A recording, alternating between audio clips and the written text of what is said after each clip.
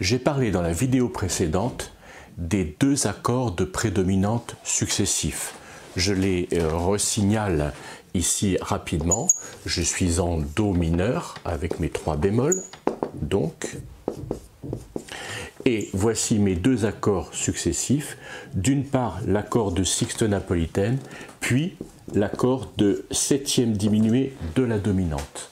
Alors, je les réécris ici.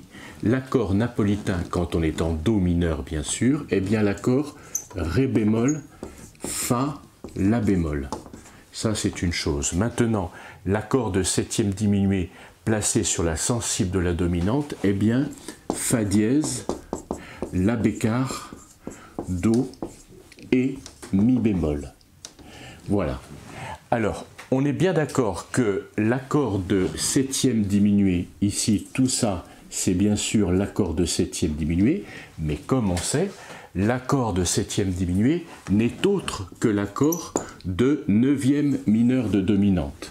L'accord Ré, Fa dièse, La bécard, Do, Mi bémol est bien l'accord de neuvième mineur de dominante. Ce que je voulais dire, c'est que ces deux accords ici, Ré bémol, Fa, La bémol d'une part et d'autre part Fa dièse, La bécard, Do, Mi bémol sont apparemment deux accords bien distincts dans la mesure où ils n'ont, on pourrait dire, aucune note commune. Ré bémol, il n'y a pas de Ré bémol dans l'accord de septième diminué, le Fa dans un cas, Fa dièse dans l'autre, La bémol dans un cas, La bécard dans l'autre, un Do qui n'existe pas et encore moins un Mi bémol qui n'existe pas. Cependant, c'est fondamentalement le même accord. Ce sont tous les deux des accords de Ré. Ce sont donc tous les deux des accords du deuxième degré. Ils sont tous les deux accords du deuxième degré. Donc, malgré l'apparente différence entre l'un et l'autre, ils ont fondamentalement, c'est le cas de le dire, puisque je fais allusion à leur fondamental, ils ont fondamentalement la même fonction, la fonction du deuxième degré. Dans un cas, le deuxième degré abaissé, le deuxième degré napolitain, dans l'autre cas, le deuxième degré habituel de la tonalité. Ici, il y a deux notes, certes différentes, il faut bien les noter, Fa, Fa dièse, La bémol, La bécard, mais il s'agit bien de Fa et de La, dièse, bémol ou bécard. Voilà, je voulais simplement signaler l'étroite, si j'ose dire étroite, oui, mais la profonde identité des deux accords finalement. On observe leur profonde unité, et donc la profonde unité des accords de prédominante. Alors, une seconde observation que je veux apporter, qui est ici un peu hors contexte, mais j'y tiens particulièrement, c'est d'abord de comparer deux accords. D'une part, l'accord, je ne vais pas le réécrire, le deuxième accord sur Fa dièse, l'accord de septième diminué appartenant au ton de Sol, sous cette forme, par exemple, dans cette écriture. Enfin, l'essentiel, c'est de voir que Fa dièse est à la basse. J'avais Fa dièse, Mi bémol, La bécard et Do. Chiffré 7 barrés, ça c'est une chose. Maintenant, je voudrais comparer cet accord à l'accord de sixte augmentée allemande. L'accord de sixte augmentée allemande est La bémol, Mi bémol, la caractéristique de l'allemande, c'est la présence de la quinte, Fa dièse et Do. Alors, ce que je veux dire, donc cet accord se chiffre, comme je l'ai bien montré dans le deuxième cahier consacré justement à cet accord de sixte augmentée allemande, ce que je voudrais dire, c'est que, en dépit des apparences, les apparences étant qu'il y a entre cet accord et cet accord une note différente. Ici, il y a le La bécard, tandis que ici, il y a le La bémol. On pourrait en déduire que ces deux accords sont différents. En fait, profondément, il n'en est rien. Ce sont deux états différents. Le Fa est à la basse, le La est à la basse, deux états différents du même accord, en dépit de leur différence La bécard, La bémol. Alors, quand on est en Do, on est bien d'accord, je l'ai déjà dit, le Fa, le quatrième degré est Fa, le sixième degré est La bémol. Dans l'accord de septième diminué, le Fa est dièse, le La est bécard. Mais dans l'accord de sixte augmentée allemande, le Fa est dièse et le La est bémol. Autrement dit, là on a les deux caractéristiques de la tonalité de Do, là les deux caractéristiques du ton de Sol, et là on a en quelque sorte le cumul des deux. Ici cet accord cumule les deux éléments expressifs. En effet, Fa dièse, on peut le dire, est plus expressif de Fa dans la direction vers Sol. Fa dièse Sol est plus expressif que Fa Sol. Le demi-ton qui aspire à monter vers Sol est donc plus expressif que Fa, d'une part, et d'autre part, La bémol Sol est plus expressif que La bécard Sol. Or ici, qu'est-ce que j'ai? J'ai le cumul des deux éléments expressifs, et le Fa dièse et le La bémol. Voilà ici une petite observation qui concerne l'accord de sixte augmentée allemande, qui donc, enfin comme toutes les sixtes augmentées, les trois italiennes, françaises et allemandes, qui cumulent les deux éléments que je qualifierais d'expressifs. Alors à présent, j'en viens à mon propos. Je voulais comparer deux enchaînements. Le premier est celui que nous avons vu, les deux prédominantes précédant donc la dominante. L'accord, je vais écrire peut-être en blanche, hein, Fa chiffré bémol 6, l'accord de sixte napolitaine, suivi de l'emprunt à la dominante, Fa dièse chiffré 7 barré. L'écriture est la suivante, je la réécris. Voilà, Fa, Fa, La bémol, Ré bémol, enchaîné à Fa dièse, Mi bémol, La bécard, Do. Puis j'ai la quarte et sixte expressive par réattaque du Do et du Mi bémol qui deviennent sixte et quarte sur le Sol. Voilà. Le Mi bémol est réattaqué, il se résout sur Ré ou sur Fa. Ici, je le résous sur Ré, peu importe. Voilà donc mon premier enchaînement. Fa chiffré bémol 6, Fa dièse chiffré 7 barré, le Sol est la quarte et sixte qui se résout sur la corde dominante. Voilà. Alors maintenant, ce que je voulais montrer, c'est l'existence dans l'écriture musicale, et j'en donne ici dans le cahier quelques exemples, peu certes, mais quelques exemples tout de même.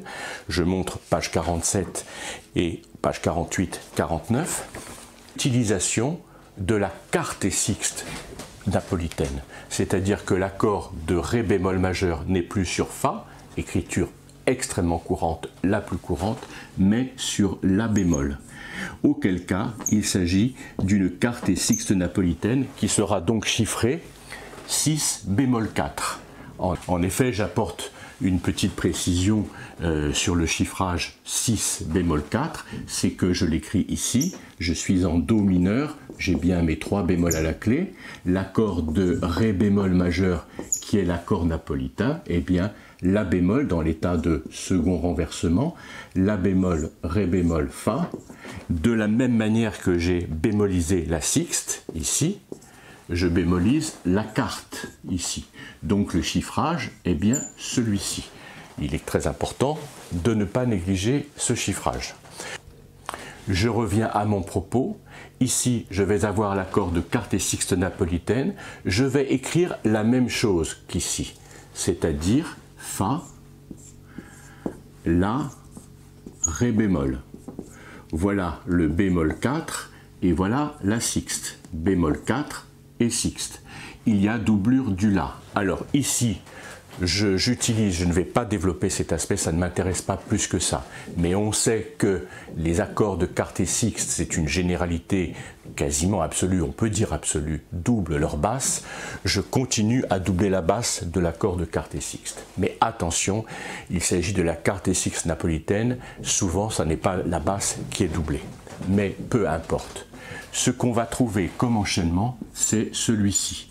Attention, le La est bien bémol, j'ai toujours mes 3 bémols à la clé.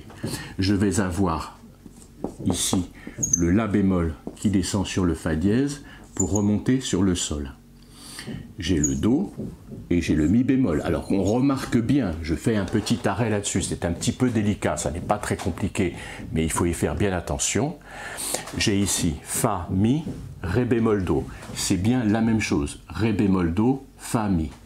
Et j'ai le Fa dièse qui est ici, je compare bien ces deux accords. l'accord dont je parlais précédemment de sixte augmentée allemande et l'accord de septième diminué. J'ai bien indiqué précédemment que, en dépit de la différence La bécard, La bémol, il s'agissait de deux états du même accord. Donc qu'est-ce que je vois? Je vois bien sûr la même écriture du mi bémol et du do, et j'ai bien l'échange. Ici j'ai fa à la basse et la à l'alto. Ici c'est le contraire, c'est le la à la basse et le fa à l'alto. Voilà.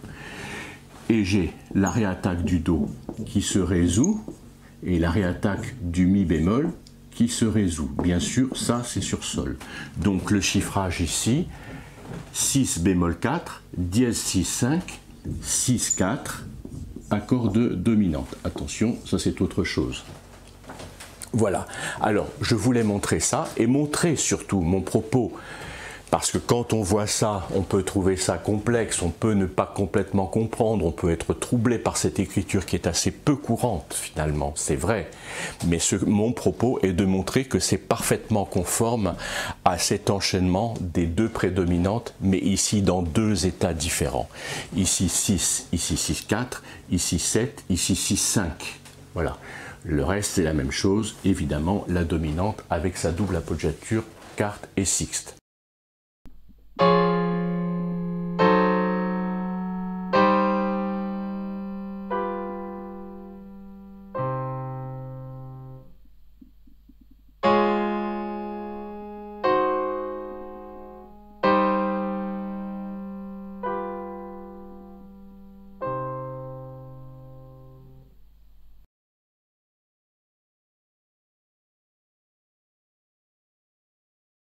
Alors voilà un bel exemple, un très bel exemple même de quarte et sixte napolitaine. Il s'agit de l'ouverture de l'opéra Don Juan de Mozart. Nous avons dans cette ouverture, très connue, magnifique, une grande partie en ré mineur suivie d'une partie en ré majeur très vive. Bon, alors là, qu'est-ce que c'est? C'est ces mesures-là, je vais mettre ici une double barre même, ce sont les 4 dernières mesures de la première partie en ré mineur. Il y a bien le bémol à la clé. Voilà. Donc ici, qu'est-ce qu'on a? On a bien une harmonie napolitaine. Si ça avait été une sixte napolitaine, bémol 6, j'aurais bien eu sol, sol, si bémol, mi bémol. Or, ici, au lieu de la basse sol, j'ai la basse si bémol. J'ai le 6e degré de la gamme, on est en ré mineur, à la basse. C'est donc une quarte et sixte napolitaine que je me chiffre bien, 6 bémol 4. Et ensuite, qu'est-ce que je vois? Je vois bien ici l'accord de sixte augmentée allemande. Voilà la sixte augmentée proprement dite, si bémol sol dièse, qui s'ouvre sur l'octave de dominante. Donc je finis de chiffrer la sixte augmentée allemande, j'ai la quarte et sixte, j'ai la dominante sous forme 4, 3, puis j'ai la tonique, ici j'écris simplement 1 en chiffre romain parce qu'il n'y a pas d'harmonie, toutes les cordes, enfin l'orchestre aboutit à un ré unique. Alors attention, bien évidemment, j'ai extrêmement simplifié cette écriture. Je signale simplement une chose qui me semble intéressante, mais qui sort un peu du cadre de l'étude harmonique, c'est que ici la voix de ténor, alors j'ai écrit ici l'essentiel de ce qui est joué par les cordes. Cette fin de la première section de l'ouverture, on a tout l'orchestre, on a les vents, on a les cordes. Je réduis ici l'harmonie qui est donnée par les cordes. J'ai donc ici une belle écriture à 4 voix, basse, ténor, alto, soprano, mais il faut savoir que le ténor ici, donc ce sont des cordes, je ne dirais plus basse, ténor, alto, soprano, mais violoncelle, alto, violon 2, violon 1, mais il se trouve que les violons 1 qu'on écrit dans la partition VL1 sont, la voix de ténor est réalisée par les premiers violons. Voilà, avec la corde à vide ici sur la corde de sol. Les premiers violons attaquent la note qui est ici sur le temps et s'échappent ici.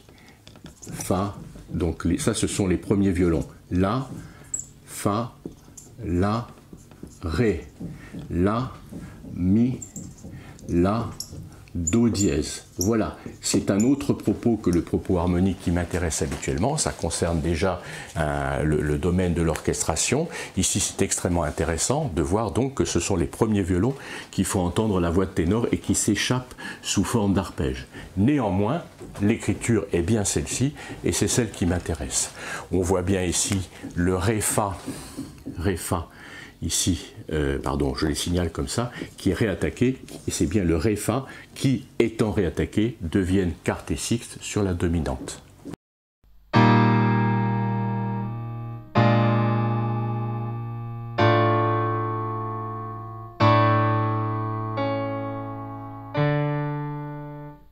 Voilà, j'en ai terminé avec ces clés de lecture. Elles m'ont permis de préciser certains points, de les clarifier. Je pense qu'il est quand même intéressant d'avoir la version écrite de manière à avoir, si j'ose dire, quelque chose gravé dans le marbre auquel se référer le moment venu. Bon travail à tous.